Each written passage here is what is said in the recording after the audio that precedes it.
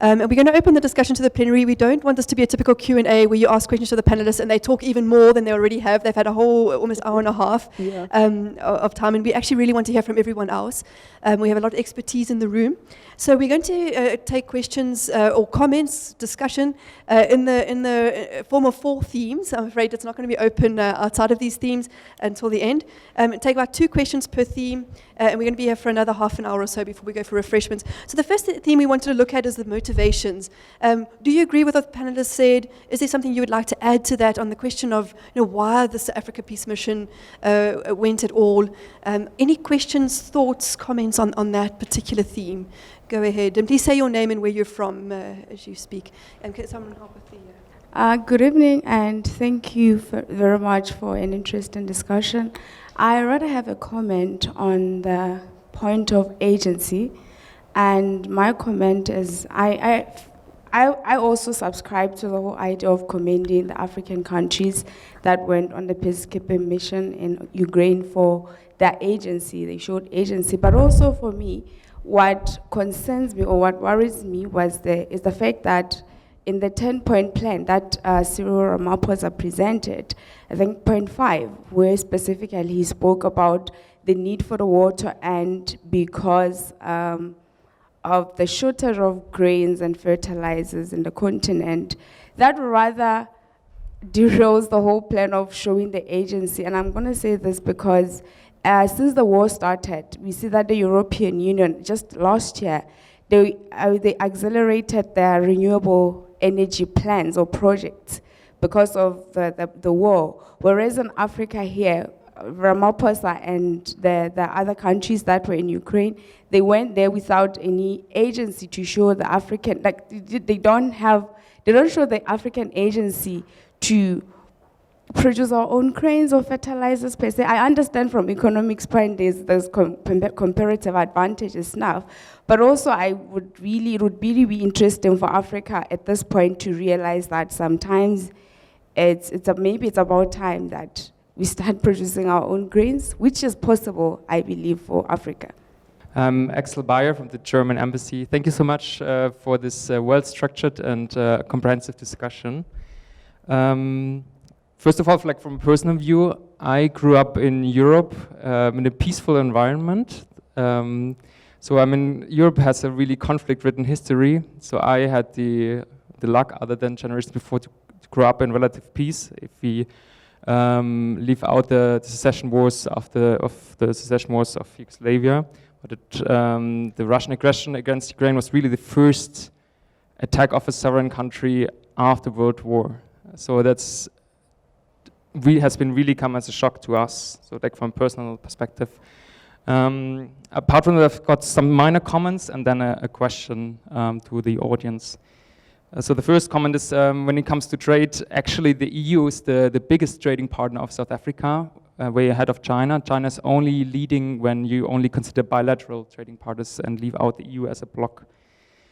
And then on NATO, so NATO's is and always has been of defensive character, and when it comes to new members, you could see that the motivation of many members actually was fear of Russia. If you look at the Baltic states, for example, after they became independent from after the end of the Soviet Union, they didn't trust Russia. They wanted to become part of a defensive union because they thought they couldn't sustain their sovereignty on their own.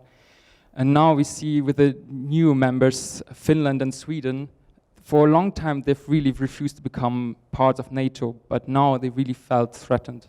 That was the reason for them to join. Mm-hmm. So if Russia for some reason felt threatened by NATO, they actually reached the opposite by their aggression war.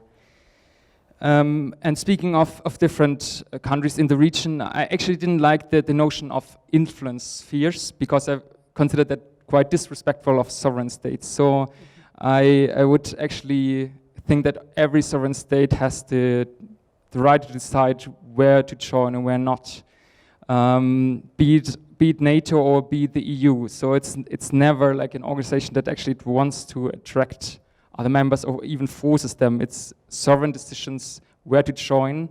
And then I would say the EU has become more and more attractive, of course, out of its economic prosperity, but also as a democratic lighthouse that is maybe the more interesting perspective rather than Russia and its organizations. And then you mentioned also that what the difference might be between 2014 and the start of the aggression war in last year, 22.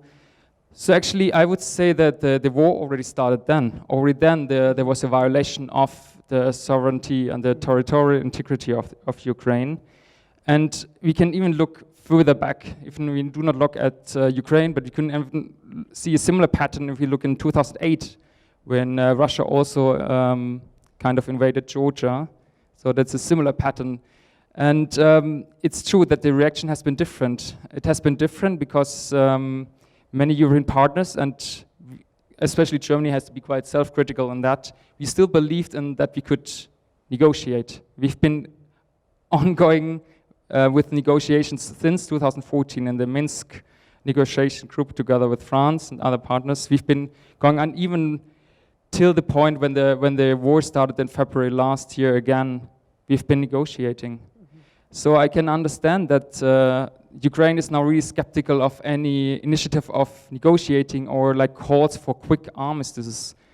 I can understand that they are critical and that they do not trust until Russia actually withdraws all its troops from sovereignty. Then they can talk, and then we can talk about accountability. But so far it's different. And now I come to my question. Yes. You said that the continent and the global south is affected, especially like with the impact on food prices and grain. So by next Monday, the Black Sea Grain Initiative will end because Russia so far refuses to prolong it. So I wonder whether South Africa and other African partners will actually engage Russia. And you said there might be not a lot of leverage. I do see such leverage because Russia has invited for Russia-African Summit.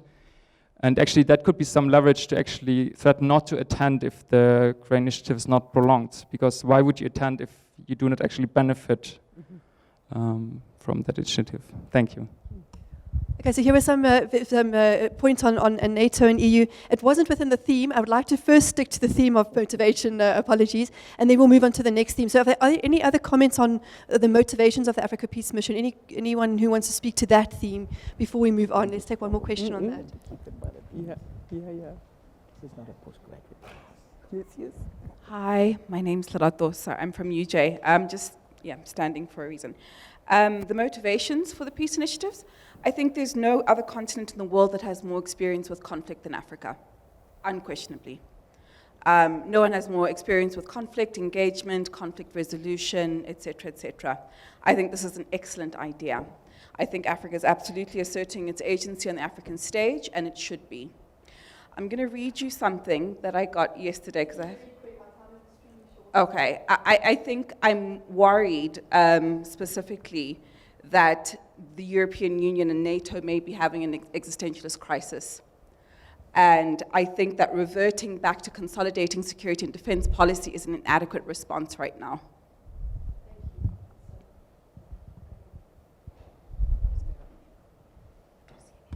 I think this is something that we're hearing emerging a lot again in seminars I've been attending on this topic.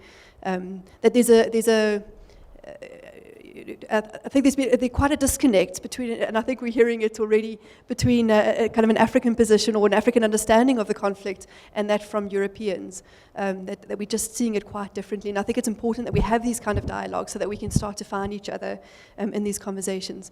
Anyone else want to speak on the motivations? Okay, let's have one more person and then we'll move on to the next theme. Great job, by the way. I think we live in a time where the more you look, the less you see. I'm worried about the quality of the people who went on that mission. Because at the same time, if actually it is true that it was an issue of food security in the continent, Macky Sall was at that time creating chaos in Senegal, where businesses were being burnt down. So Prof. Tim said something about the motivation, or maybe it could be that Africans understand what it means by Ukraine experiencing what African had experienced, instead of the issue of food security. Food has always been a challenge for the continent. There's never a time all of us have gone to bed with a full stomach. So you can't tell us today that it's an issue of grain and so on and so forth, and fertilizer. So maybe we should look beyond thinking that our head of state have the ability to resolve issues like that. For me, a practical thing, they should have gone to Russia, then to Ukraine, because it's just like a joke to say, we go to Ukraine, what do you want us to to do? And then he says, and then they go to Putin to say, don't worry what that one is saying. Listen, we are with you. Like, really?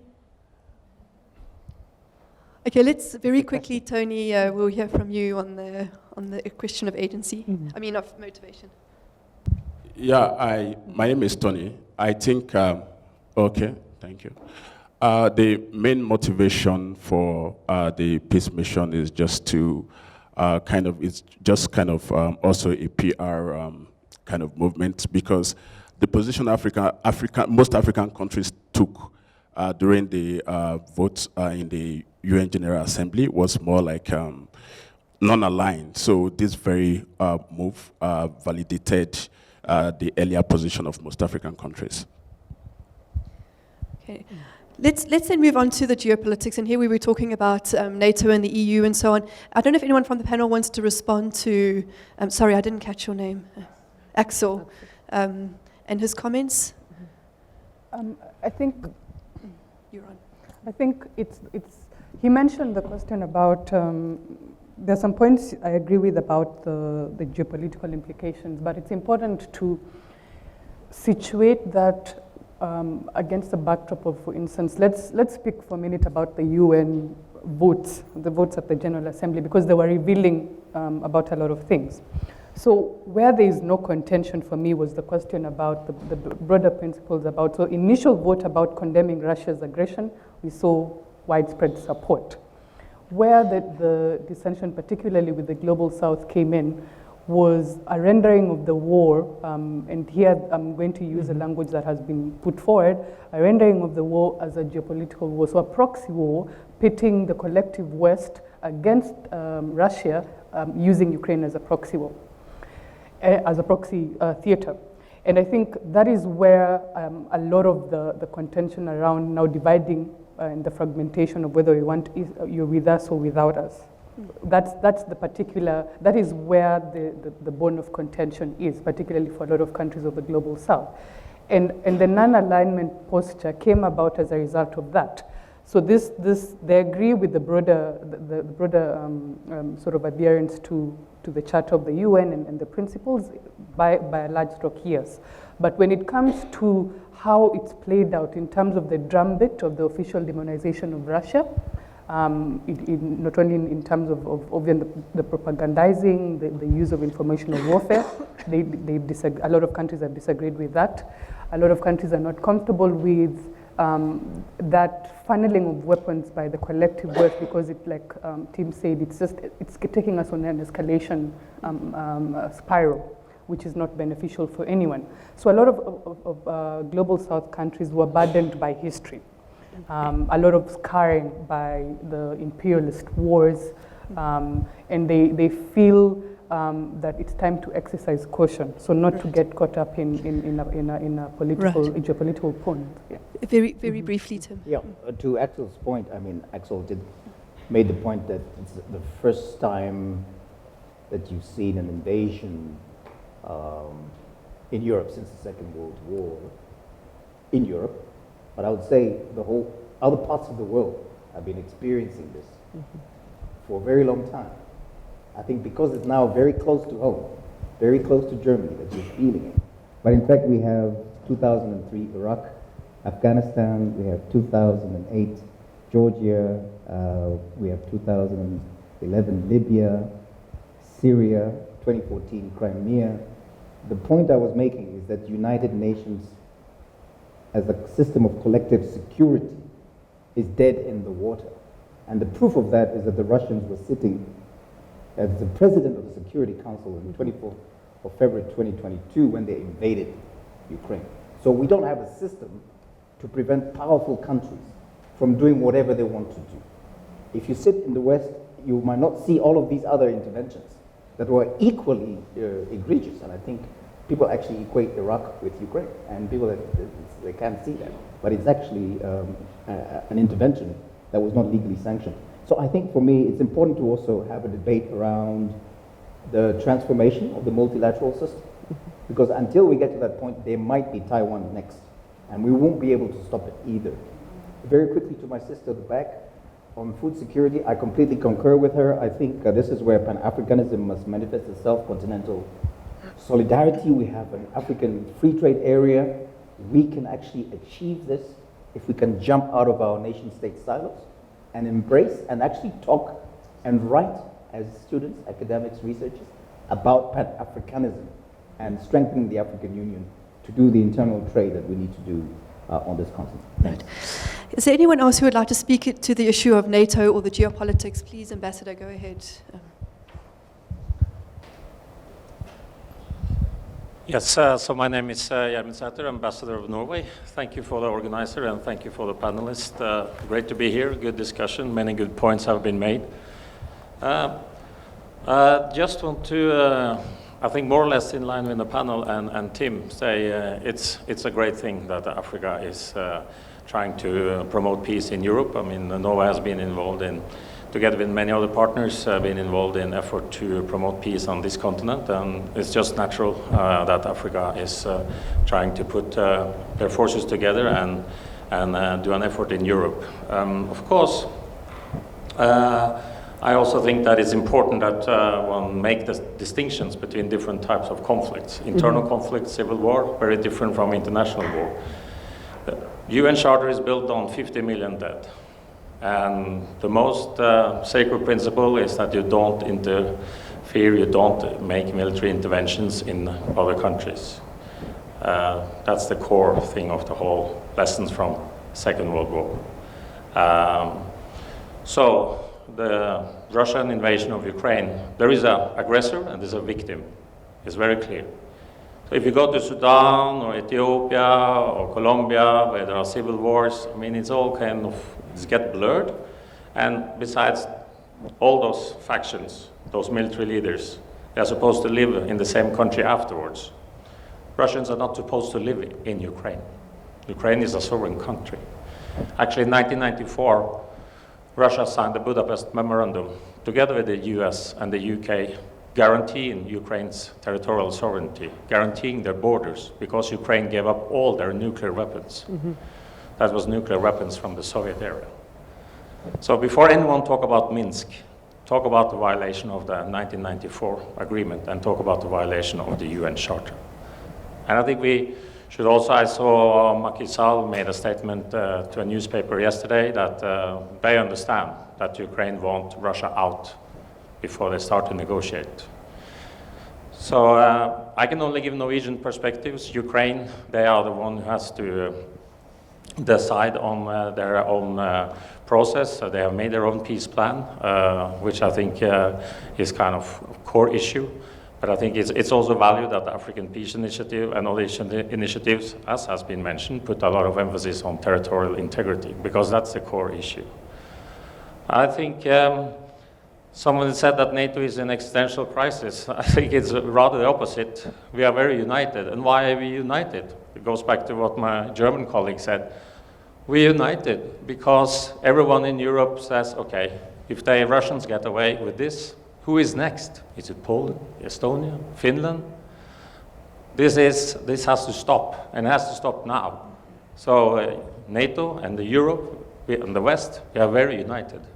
We don't want to live under a threat of a military threat from Russia that's supposed to dictate our foreign policy. We don't accept that anymore. We have had enough of that in our history. And that goes for small and big European countries.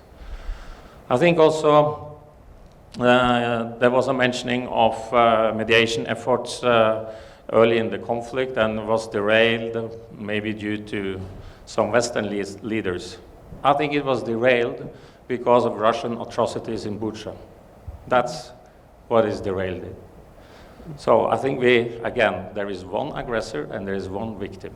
Russia is the aggressor. I mean, that is just, you have to start, everything start from there. There was mentioning of diverting funds from Western donors to Ukraine. Yeah, we support Ukraine. Norway support Ukraine. We support with arms. We support with humanitarian aid, development aid. We will continue that as long as Ukraine needs and wants. But it's not true that we don't support other crises, being it in Ethiopia or Sudan. We actually this year allocated $500 million extra for food security. And that has a lot to do with results of Russia's aggression. If Russia has not invaded Ukraine, there would not have been this effect on food security in the world. So we are not forgetting the rest of the world. And I think just, you talk about the interest. Well, the core interest for all countries is to preserve their sovereignty, territorial integrity. And that is why 140 countries plus, and the majority of African countries have voted in the UN General Assembly to criticize Russia. That is core interest for everyone. And that is why this principle of the UN Charter is so important for all of us. And I don't agree that all different military interventions are the same. Because I think in Libya there was a UN Security Council mandate, Afghanistan as well. Okay, things turn out to be quite difficult in both of those circumstances, but there was a UN Security Council mandate. The interventions was then legal. Russia's invasion of Ukraine is illegal, and Norway's support to Ukraine and the European support to Ukraine, also arms, that's legal because Ukraine are defending themselves. They have a right to self-defense. And our support to them is legal. Thank you. Thank you very much, Ambassador. We have a response here. Hi, my name is Pete Obu, Independent. All right, I want to ask a question. The reason why NATO was formed originally was because of the existential threat of Russia. Am I right? So when Russia is eventually out of the picture, will NATO disband? Thank you. Does anyone want to respond to that? No. Or more broadly, right? No. Sorry, me again. Yeah, just to add on to what you're saying, this came in my inbox yesterday. If you subscribe to Foreign Affairs magazine, Prof. Tim, great article on UN reforms, by the way, last month. This is literally the sequence of articles in yesterday's little dispatch. A Stronger NATO for a More Dangerous World by Jens Stoltenberg. NATO's worst of both worlds approach to Ukraine. Don't let Ukraine join NATO. To protect Europe, let Ukraine join NATO right now. Europe's real test is yet to come. The case for a security guarantee for Ukraine. Why NATO must admit Ukraine. How the West can secure Ukraine's future. Western Europe is still falling short in NATO's east. Okay, any additional comments from the panel? Yeah. Anyone dying to respond? You've got the mic on Yeah. you. Okay. Yes, of course. Actually, I should have responded earlier. The Ukrainian war has been long in the making, and Europe has been involved in resolving the crisis. Of course, Budapest, Minsk, etc. So I'm aware of that. What is interesting for me is how this war is changing Europe, and as an academic, how it is changing international law. I mean, think of it that Putin is a sitting head of state of Russia that is indicted. The crime of aggression is now playing out before us. And as we know, the crime of aggression is typically a crime that a head of state who gives the orders is accounted or at least shown to be responsible for. Also, Europe seems to be much more coherent in its response. Of course, there was that impasse between the invasion of Russia and then Zelensky's pleas and pleas and pleas for assistance. One can understand that. Processes take a long time. To be a continental organization, there is a lot of processes that need to go through.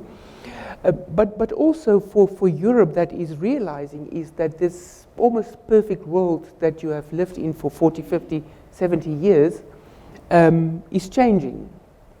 And that is some of the kind of realities that we in Africa live, is that conflict is intergenerational. You have been fortunate to have generations that have not seen this.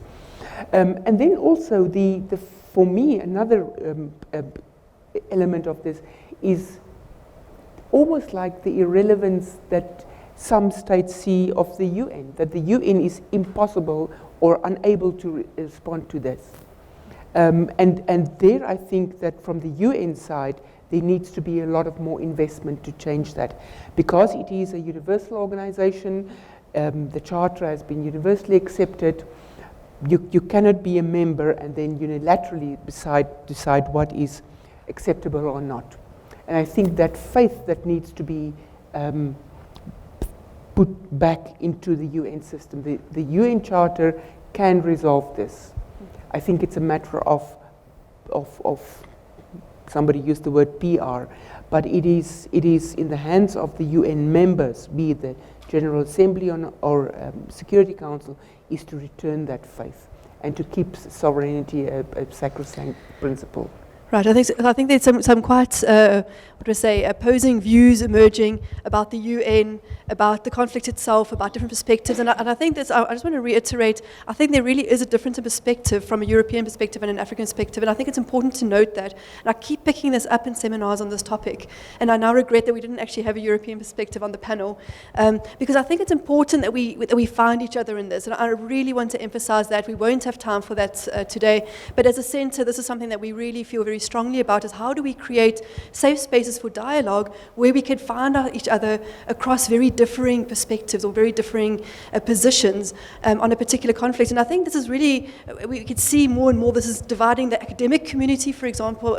We experience it as academics from Africa going to conferences in Europe, that we're becoming divided even as peace scholars, where at one stage we were radically pro-peace in all circumstances, and that's now being heavily questioned in peace centres, academic peace centres in Europe, and we can see this divide happening in every sector of society. And I think we just need to acknowledge this, and to acknowledge it's okay for us to have these different positions, but we need to find ways of understanding, hearing one another, and I think that's really important. On that note, let's move to the next theme. We're going to keep it very brief towards the refreshments that are waiting for us. But on the topic of mediation, do people see South Africa +5 as a potential mediator or having any role, not necessarily in the track 1 high-level mediation, but any role in this process of mediation?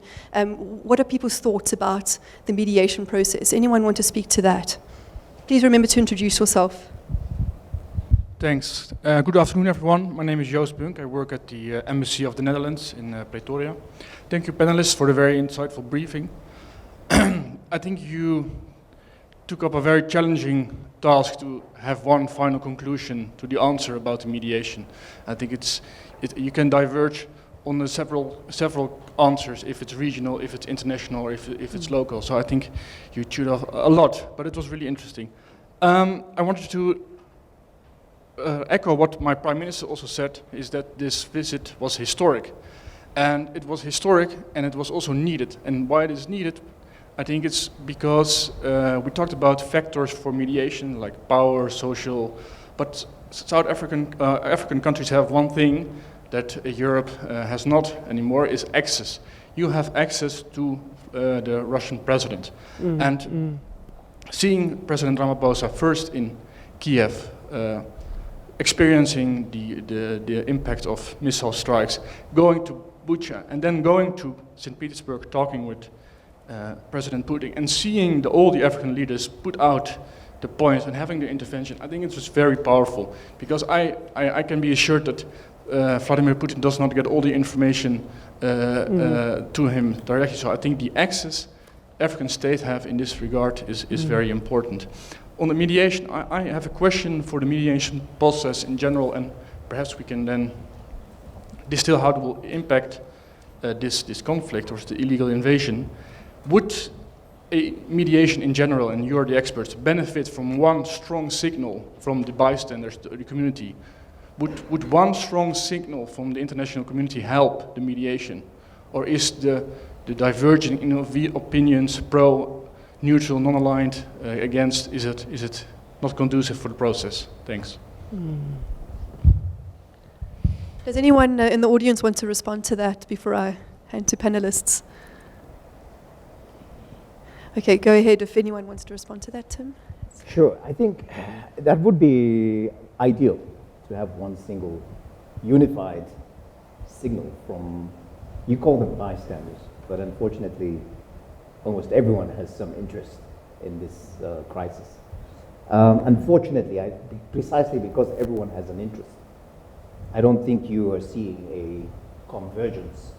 If anything, you're seeing a centrifugal pulling apart of positions, ideas, so on and so forth.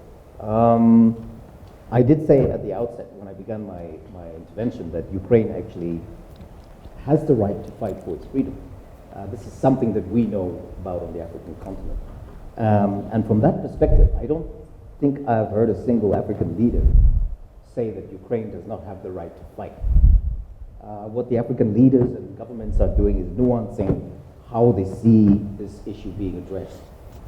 So for me, it would be great to have that, but I don't think we can achieve it practically. And so the model that I propose, which is something that has been used before, the contact group model, is more likely to have people sitting inside the tent rather than outside the tent, causing havoc and chaos to undermine the actual mediation process if and when it is formally launched. It has not been launched yet, but if and when it is formally launched, I think that would be the way to go. And the United Nations has already said that it's prepared to provide the necessary support, so on and so forth. You know, I think a concept such as a special representative of the Secretary General who can then help to bring all these actors together is something we should look at. We shouldn't shy away from it, since we're all talking about the United Nations Charter. Thanks. Thanks, Tim, for that intervention. Others that want to speak about the mediation, you have spoken before, so let me just see if there's anyone else who wants to. Okay.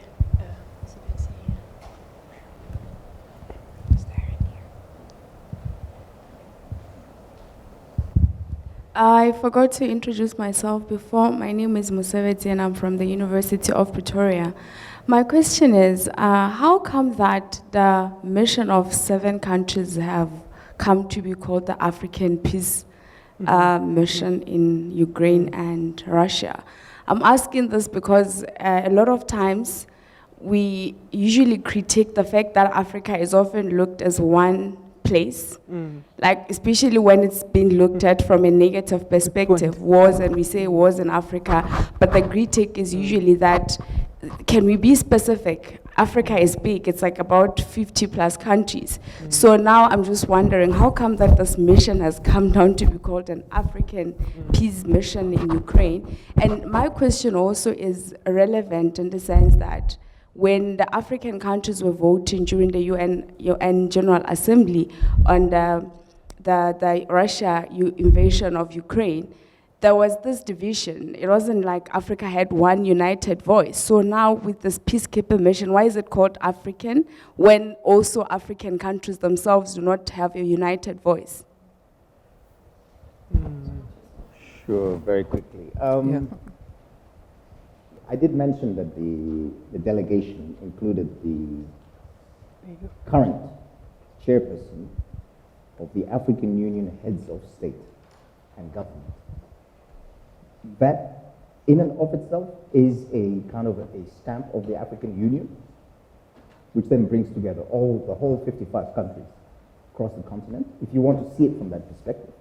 But the fact that it's African leaders leading a mission, there's nothing wrong with calling it an African peace mission. The African continent is, in fact, on a trajectory towards continental integration. We have the African Union, we have Agenda 2063. We have common positions on a number of issues, including the environmental negotiations and the COPs. We actually function as a unit. There's a meeting in September in Nairobi, Kenya, where President Ruto will be precisely crafting an African perspective and position on how to approach the next COP negotiations. We had in 2005 the Ezulwini Consensus on the United Nations Security Council reform. It's 18 years ago. We've been talking about the need to change the system. Nobody has been paying attention until now. So for me personally, I don't see any harm in framing it as an African peace mission, and I don't see any downside really. Thanks, Tim. Okay, so I'm going to be asking this question, what does this historical intervention by African countries in Europe represent for you? And I'm asking you personally, when you saw that this African peace mission was going, did it mean anything to you? What did it evoke? Before I ask that question, because it's the question I want to end off with, are there any burning questions or comments generally that anyone would like to make before we, okay, very, very briefly. It's actually not really a question. I'm just trying to sit in their mind. If someone can tell me how the conflict would turn after the NATO conference, like a projection. I think let me venture on that regard. So if you remember during my intervention, I did mention that yes, there's been a lot of hullabaloo about Ukrainian membership, right? But on technicalities alone, the US and I think Germany, no, I can't remember which other member, but I know the US is a bit apprehensive about NATO's membership, particularly because it would be in contravention of their own rules. So they don't admit members that are in active combat, like actually in war, during wartime. So that already is a bit contentious, just from a membership perspective. Now, as to the trajectory, I mean, it's a very fluid sort of, at the moment, there's counteroffensive and offensives, right? So it's becoming very difficult to predict. But my own reading of how the pattern has shaped and how even the broader media is priming, it's almost priming the broader global audience for a faltering of the Ukrainian offensive, because as of this moment, it's not really realized the objective that was intended at the beginning of the offensive, which was earlier in sort of late May, early June, after the fall of Bakhmut. So there's been a kind of, I want to say, slant in global media that they're priming us for, should the offensive not deliver objections, then we might begin to see an off-ramp, ideally. But that's precluding the option of whether there's more options being funneled. Now, as to the question of weapons delivery, it's becoming really murky, because the latest is that now the US is being sort of petitioned to send in fact, Biden's okayed the sending of cluster munitions. Now we start getting into really murky territory, because apart from the question of cluster munitions, there's the question of depleted uranium. So all these other broader questions about not only environmental impact, wide area impact of weapons, particularly in urban settings, it begins to venture into the area of international law, right?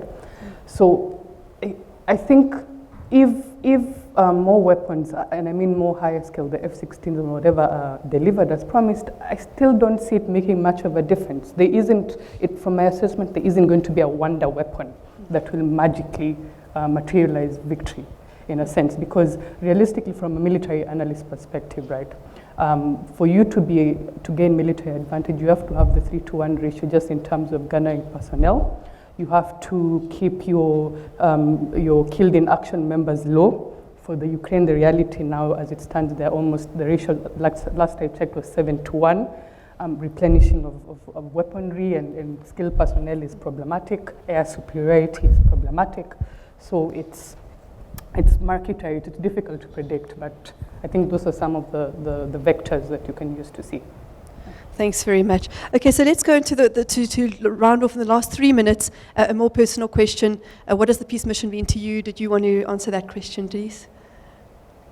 I can from that perspective. Thank you very much to the panel and the speakers. I think this is a very rich body of knowledge that was shared today. Thank you for that. Two short questions from that perspective of peace missions and peacemaking. Why do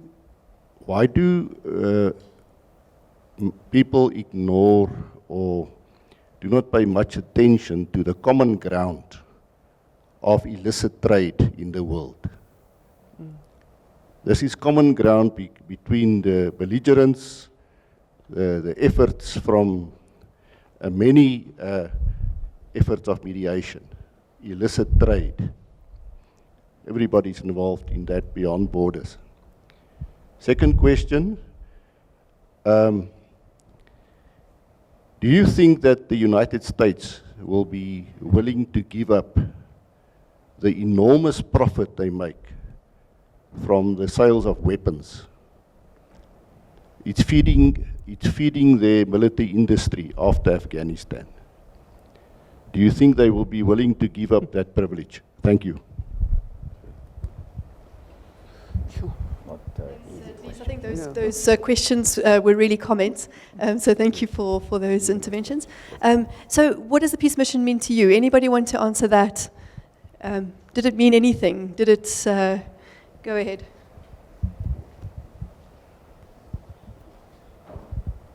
Thank you very much. My name is Mohamed Diatta. I'm with an organization called Crisis Action.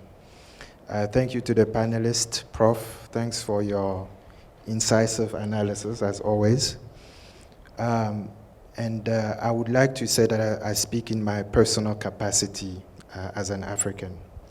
The first thought that came to me when I heard about the peace mission was, why is that not happening while Sudan is burning?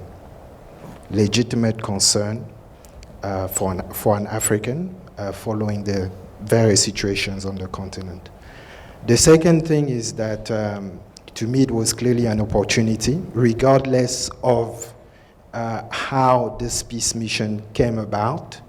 There are some other things that took place in the background that led to this mission being put together.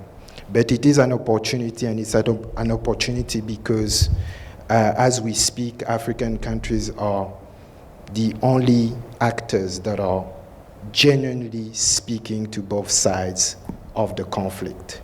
There is no other actor doing that. But then the question is also, and that still needs to be answered, is what is this peace mission seeking to achieve at the end of the day?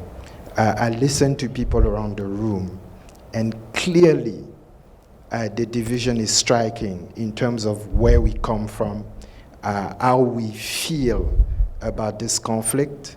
I think the emotions are very, very high. We are not even practical about what needs to happen. And what is really concerning is the fact that nobody speaks about the civilians in Ukraine. It becomes about Russia, about Putin, about what Russia has done, about what response needs to be given. It's about arming Ukraine so that it can fight, etc. The civilians have become invisible, and that to me is really problematic. So the last point I want to make is simply to say that I'm worried that this war is here to stay for a while longer. I do think that the African initiative is an opportunity, but as Africans, we do need to be clear about what we need to achieve and how we are going to achieve this.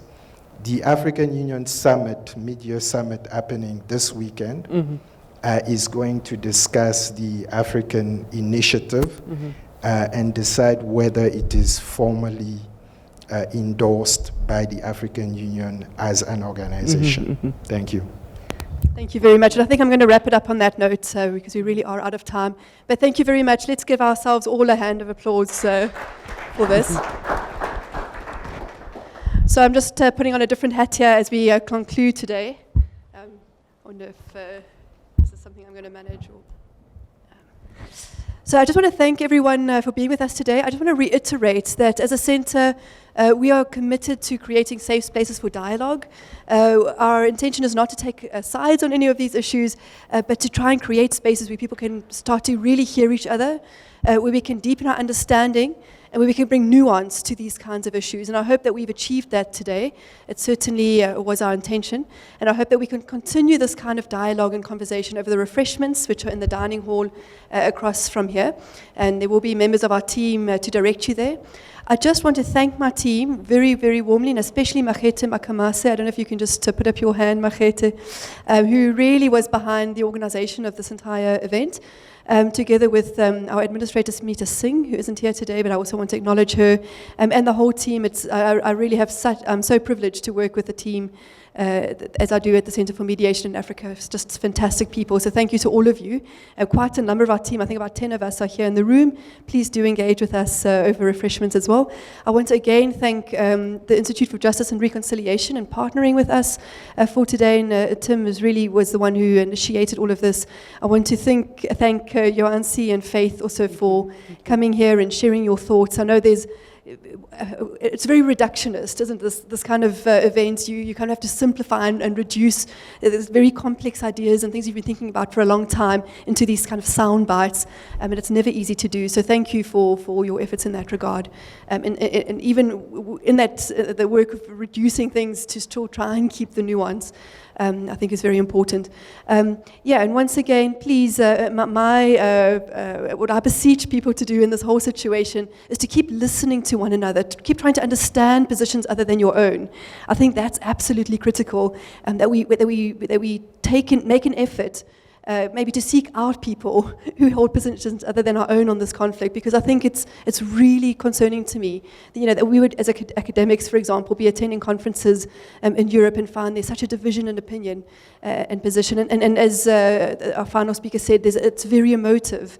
And it's becoming very divisive, and I think we can mitigate against this by becoming the kinds of people who listen, to understand, and to create spaces for dialogue, which is something that each one of us has the ability to do in our own sphere of influence. So with that recommendation, thank you once again, and please do come in and join us for refreshments in the dining hall. Thank you very much.